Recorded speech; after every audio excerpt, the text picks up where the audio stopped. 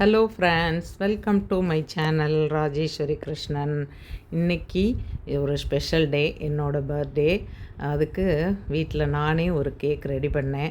எங்கள் வீட்டில் என் ஹஸ்பண்டு காலையிலே கேட்டார், என்ன கேக் ஆர்டர் பண்ணலாம் அப்படின்னு.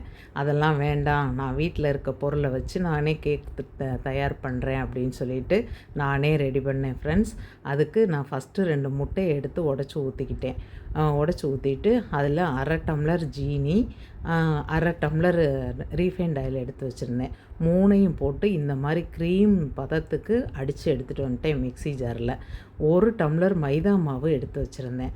அந்த மைதா மாவையும் போட்டு அடிச்சுட்டு வந்துட்டேன் ஃப்ரெண்ட்ஸ். இது மைதா மாவையும் போட்டுட்டு பால் 1/2 டம்ளர் எடுத்து வச்சுருந்தேன். அந்த பாலில் கொஞ்சமாக ஊற்றி ஃபஸ்ட்டு அடிச்சுக்கிட்டேன். அடித்து கொஞ்சம் திக்காக இருந்தோன்னா மீதம் இருந்த பாலையும் ஊற்றிட்டு அடிச்சுட்டு வந்துட்டு, இப்போ ஒரு ஸ்பூன் பேக்கிங் பவுடரும் ஒரு 1/2 ஸ்பூன்லேயும் கொஞ்சமாக பேக்கிங் சோடா 2ஐயும் சேர்த்து மறுபடியும் அடிச்சிட்டு வந்தேன். அதுக்கப்புறம் ஒரு மூடி வெண்ணிலா எசன்ஸ் ஊற்றிட்டு வந்தேன்.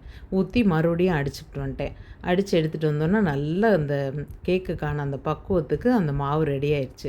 இப்போ என்ன பண்ணேன், ஒரு பிளேட்டில் ஒரு பட்டர் ஷீட்டை விரிச்சுக்கிட்டேன். பட்டர் ஷீட்டை விரிச்சிட்டு வீட்டில் கொஞ்சம் முந்திரி பருப்பு, பாதாம் பருப்பு இருந்தது. அதை கொஞ்சம் அடியில் போட்டுக்கிட்டேன். அடியில் போட்டுட்டு இந்த ரெடி பண்ணி வச்சுருந்தோம் இல்லையா, இந்த மாவை தூக்கி அதில் ஊற்றிட்டு ஃப்ரெண்ட்ஸ், இதுக்கு நான் 1 டம்ளர் மைதா மாவுக்கு 1/2 டம்ளர் ஜீனி, 1/2 டம்ளர் ரீஃபைண்ட் ஆயிலு, 1/2 டம்ளர் பால், ஒரு பங்கு மைதாவுக்கு எல்லாம் 1/2 பங்கு சேர்த்தேன். கொஞ்சம் 1 ஸ்பூன் பேக்கிங் பவுட்ரு சேர்த்தேன். ஒரு 1/4 ஸ்பூனு பேக்கிங் சோடா சேர்த்தேன். இதில் சேர்த்தது இவ்வளோ தான் ஃப்ரெண்ட்ஸ். சேர்த்துட்டு இந்த மாதிரி குக்கரை ஃப்ரீ ஹீட் பண்ணி வச்சுருந்தேன் ஒரு 10 நிமிஷம். அதுக்கப்புறம் இந்த ஊற்றி வச்ச மாவையும் தூக்கி வச்சு ஒரு 1/2 மணி நேரம் சிம்மில் போட்டுட்டேன். சிம்மில் போட்டு எடுத்தால் சூப்பராக கேக் ரெடி ஆயிடுச்சு, ஸ்பாஞ்சாக. ஒரு கத்தியை வச்சு குத்தி பார்த்தேன், அழகாக கேக் வெந்திருந்துச்சு.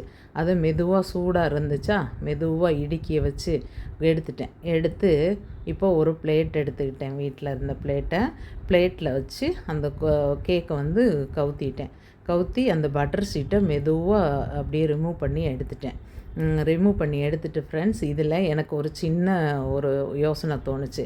வீட்டில் கொஞ்சம் கண்டென்ஸ் மில்க் இருந்துச்சு, இந்த பாயசத்துக்கெலாம் ஊற்றுவோம் இல்லையா, அந்த மில்க்கு. இது என்னோட ஓன் ஐடியா தான் ஃப்ரெண்ட்ஸ்.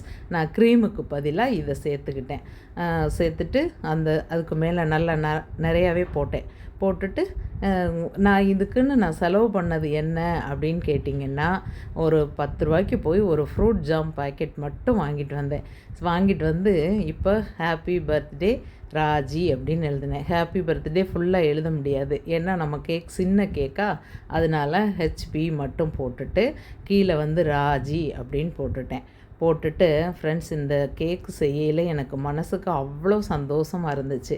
என்னோடய பர்த்டேக்கு வீட்டில் உள்ள பொருளை வச்சு நானே செஞ்ச கேக் இது.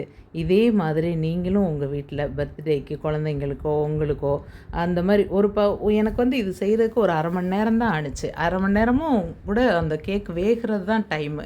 மற்றபடி ரொம்ப ஒரு சிரமமான வேலையெல்லாம் இது இல்லை. அதனால் நீங்களும் இதே போல் உங்கள் வீட்டில் குழந்தைங்களுக்கோ உங்களுக்கோ ஹஸ்பண்டுக்கோ பர்த்டே வரும்போது வீட்டில் செஞ்சு பிள்ளைங்க எல்லாருக்கும் கொடுங்க, ரொம்ப சந்தோஷப்படுவாங்க. இந்த மாதிரி பேர் எழுதி முடிச்சுட்டு இப்போ இன்றைக்கி என்ன மாதிரி எத்தனை பேருக்கு இந்த டிசம்பர் 11 ஸ்பெஷல் டேயோ பர்த்டேயோ எல்லார் சார்பாகவும் வீட்டில் கொஞ்சம் செர்ரி பழம் இருந்துச்சு, அதையும் வச்சு அழகாக டெக்கரேட் பண்ணிவிட்டு என்ன மாதிரி இந்த டிசம்பர் 11 யார் பர்த்டே கொண்டாடுறீங்களோ அவங்க எல்லாருக்கும் இந்த கேக் சமர்ப்பணம். உங்கள் எல்லார் சார்பாகவும் இந்த கேக்கை இப்போ நான் கட் பண்ணுறேன். Happy birthday friends. இப்போ கேக் கட் பண்ணி எல்லோரும் சாப்பிட்லாமா?